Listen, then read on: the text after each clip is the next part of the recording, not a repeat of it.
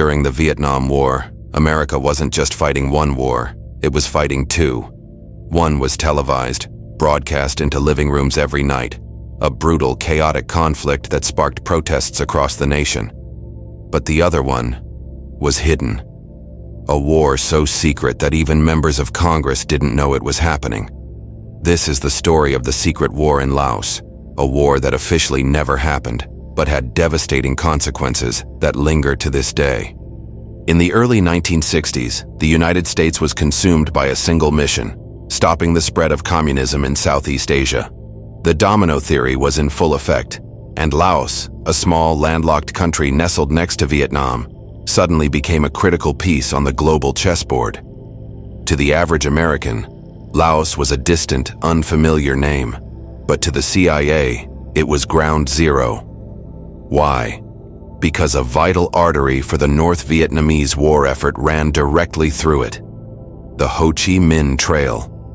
This wasn't a single road, but a complex, ever-shifting network of jungle paths, trails, and waterways. It was the lifeline that funneled troops, weapons, and supplies from North Vietnam into the battlefields of the South. The logic was simple: sever that lifeline, and you could cripple the communist forces. But there was a massive problem. In 1962, the Geneva Accords had declared Laos a neutral country.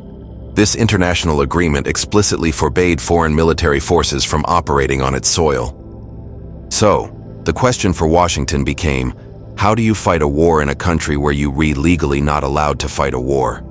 The answer was as simple as it was audacious. You make it a secret. You operate in the shadows, off the books, and deny everything. And so, in 1961, the CIA launched one of its most ambitious and largest covert operations in history, codenamed Operation Momentum. The objective was to build a secret army from scratch, composed entirely of local fighters who could wage a proxy war on America's behalf. And who would these secret soldiers be? The CIA found its recruits among the Hmong people, an ethnic minority living in the rugged mountains of northern Laos. The Hmong had a long history of independence and a deep-seated distrust of the lowland Lao and the encroaching Vietnamese communists. This made them ideal allies. At the heart of this alliance was a charismatic Hmong military leader, General Vang Pao. With the CIA's backing, he rallied his people to the American cause. The agency provided everything: weapons, training, air support, and money. They established a secret airbase at a place called Long Tieng, a hidden valley that became one of the busiest airports in the world, yet appeared on no public maps. The CIA promised the Hmong people security for their families, food for their villages, and a future free from communist rule. In return, the Hmong were asked to become America's secret army. For more than a decade, these Hmong soldiers, some as young as 13, fought bravely in the shadows. They were the eyes and ears on the ground, conducting reconnaissance missions deep behind enemy lines. They disrupted North Vietnamese supply lines along the Ho Chi Minh Trail, ambushing convoys and planting mines. They were also first responders, risking their lives to rescue downed American pilots who had been shot down over the dense jungle. They gathered crucial intelligence that was relayed back to American command. They were, in essence, fighting America's ground war in Laos. But here's the tragic irony. While they fought and died for a cause backed by the United States, most Americans had absolutely no idea they even existed. Their war was invisible. As the secret ground war raged, it became clear that the Hmong army, despite its bravery, couldn't stop the flow of supplies on its own. So, the United States turned to its most powerful weapon: air power. What followed was one of the most intense and sustained bombing campaigns in human history. From 1964 to 1973, American bombers flew hundreds of thousands of missions over Laos. They dropped more than 2 million tons of ordnance on this small, impoverished nation. To put that into perspective, that's more bombs than the US dropped on both Germany and Japan combined during all of World War II. It works out to a plane load of bombs being dropped every 8 minutes, 24 hours a day, for 9 straight years. The official justification was to interdict the Ho Chi Minh Trail. But the bombing was often indiscriminate. Entire villages were wiped off the map. Ancient forests were obliterated, the landscape cratered and scarred until it resembled the surface of the moon. Civilians were forced to live in caves to survive the constant aerial assault. The Plain of Jars, a region of immense archaeological significance, became a primary target. And through it all, the official line from Washington remained the same: there are no American combat troops in Laos.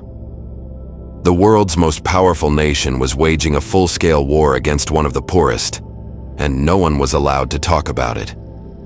Then, in 1973, the Paris Peace Accords were signed, and America began its withdrawal from Vietnam. For the Hmong, this was a death sentence.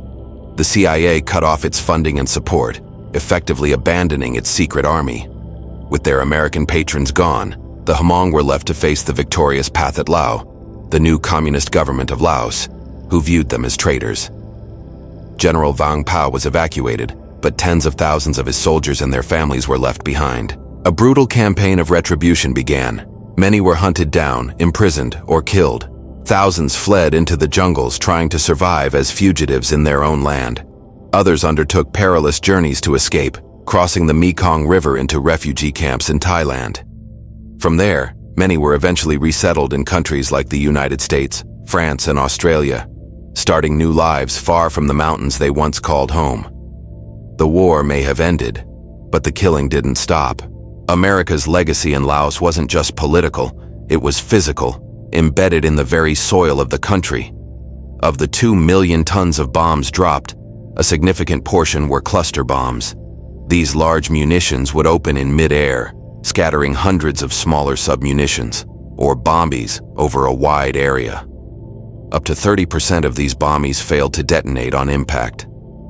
This means that to this day, an estimated 80 million unexploded bombs still litter the Laotian countryside.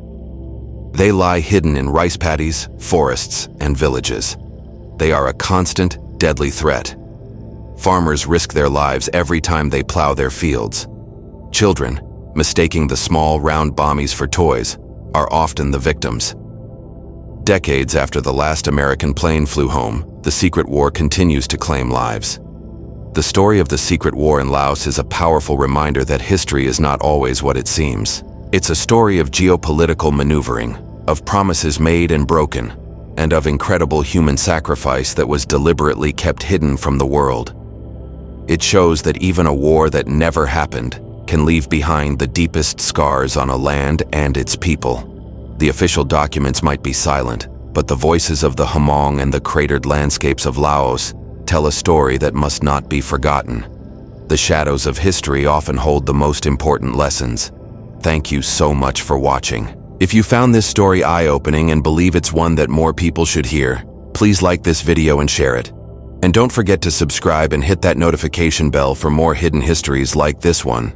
See you next time.